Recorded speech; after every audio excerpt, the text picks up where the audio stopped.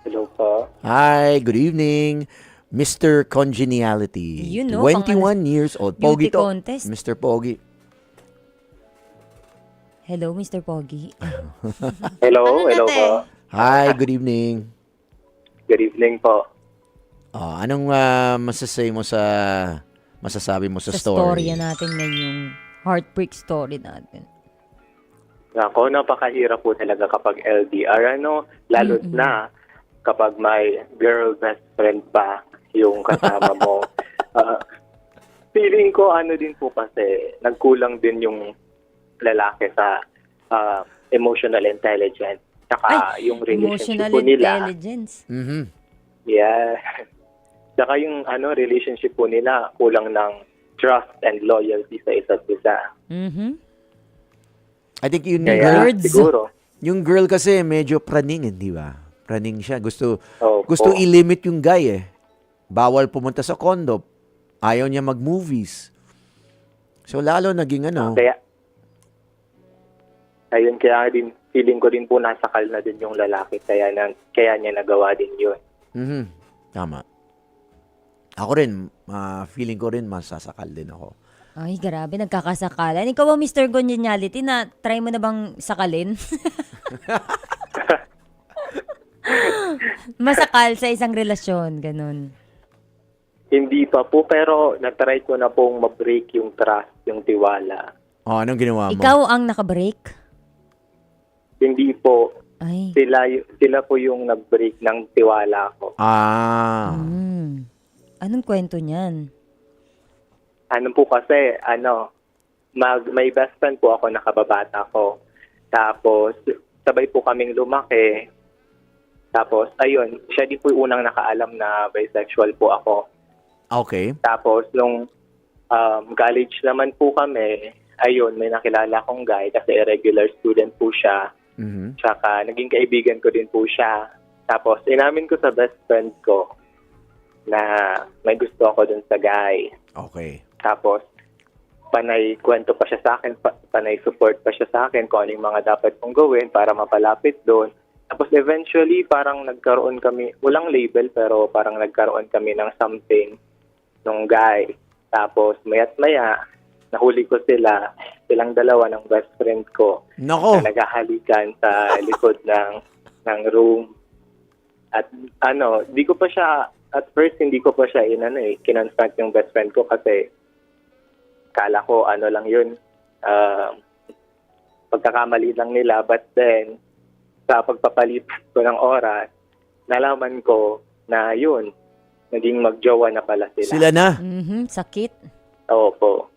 So bisexual din yung lalaki na yun. Hindi po. As far as I know, hindi po ata. Straight siya. Okay. Yeah, straight po siya. Okay. So, anong ginawa mo? Yun po, after that incident po, Oh. hindi ko na kinausap yung best friend ko, pati yung guy.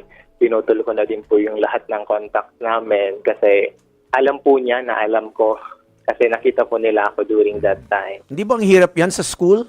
Kasi liit lang, Opo. di ba? Sa klase mo Opo. pa lang, di ba? Pagka- Pagpasok mo, usually either same homeroom or sa hallway. Hirap yan. Opo, nga. mahirap po talaga, especially na ako pa po ang block president namin. Pero Ay, nako. as far as kaya iniiwasan ko po talaga sila. Oo, ang hirap yan. Hindi lang isa, dalawa. Ang hirap niya na magkakasama kayo sa isang classroom. Talagang parang ikaw yung luging-lugi talaga, kawawang-kawawa ka din. Kung ako sa'yo dyan, dapat ginantihan mo. So, paano mo nagawa yan na buong school year, iniiwas mo silang dalawa? Ako, busy po ako. Pero kung may mga times naman na kailangan talaga namin na mag-interact, nagiging professional na lang po ako. Parang Yun. Ang sakit yun, ha? straight na lang pong conversation with them, tapos ikakat ko na po. Mhm. Grabe, ang sakit. Sakit yun. Galing ng acting skills mo, ha? Ako, lilipat ako ng school. Ay, oo naman ito. Hindi naman para lumipat dahil lang sa hindi na katuluyan. Dapat tuloy pa rin ang buhay. Ilan taon na ba ulit? Anong grade nyo na? Third year college O, po. third year college, Oh, di ba? third year. Para lumipat pa ng school, mag-aano pa yan, mag-iiba pa ng mga minors yan. Ano na lang talaga, patibahay na lang ng sikmura, di ba?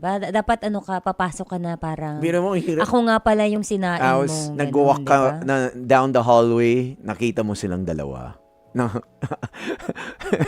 Balik ka sa balik ka sa stairs, akyat ka habang sila maabante. lahat ng hallways, banyo, pagpasok, labas ka. Classroom. Ay, Noong nako. una po talaga ganyan ang ginawa ko tuwing nakakasalubong ko po sila. Di ba, Iwas po talaga ako. Di ba labas, bawat lakad mo, tinitingin mo na kung nasa kanan o sa kaliwa sila, di ba? Ang hirap yun eh. Dapat hindi ikaw yung Opo. mailang, dapat sila yung mailang kasi sila yung may ginawang masama sa'yo. Dapat ka pa rin. Taas noo. Class president ako, sabi mo, ano lang kayo. Ganun kayo dapat. Wag mong pawabain yung sarili mo dahil lang sa ginawa sa'yo. Dapat sila yung magdusa. Hindi ikaw na nga yung nasaktan, ikaw pa mahihirapan. Chin up, baba, ganun. Yan. May bago ka na. Wala pa po. Wala pa. Wala pa. Hindi naman kailangan kasi naman parang magagraduate ka na, malapit na, 2 na lang ba? O 1 na lang. Last Isang year. taon na lang po. O 1 taon na lang. O, tiisin mo na muna para hindi ka mawala ang focus mo sa... Pero pwede naman may inspirasyon, tapos sabay kayo ng inspirasyon mo babagsak. Okay lang. Okay lang. Baka ilang years na sila? 1 year? 2 years na? Mag-ano na po sila, mag-isang taon na po. Okay. Ay, ang galing naman pala talaga nila, sumakses pa sila. Dapat mo yun. Dahil class president ka, utusan mo yung sekretary nyo, lagi sila ilista sa noisy, sabi mo, kasi maingay sila. O kaya naman sila yung mga standing, tayo ng tayo. O yan. Ano pa ba meron pa ba nga gano'n? Ay, college hindi na pala, no? Sabi mo na lang. Ang ginagawa ko nga po para makagante, minsan po 'di ba, ako ang pinapa-groupings ng mga professor namin. Ang ginagawa ko po, naghihiwalay ko po sila. Tama, di ba? Hindi po sila magsama. Di ba? Ikaw ang 1 taon silang nasa baba mo, ganun. Dapat pagdusahan nyo, mga kayo. Dapat pag group study, ikaw yung kasama ng girl eh. Hindi yung boyfriend eh.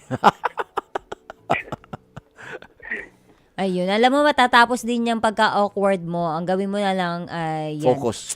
Focus sa studies mo, tapos gamitin mo ang powers mo.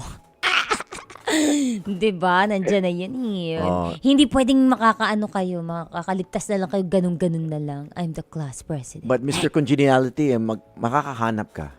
Promise.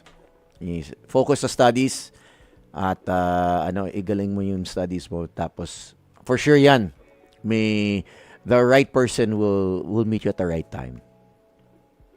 Yes, sana nga po. Oh. I'm waiting as well.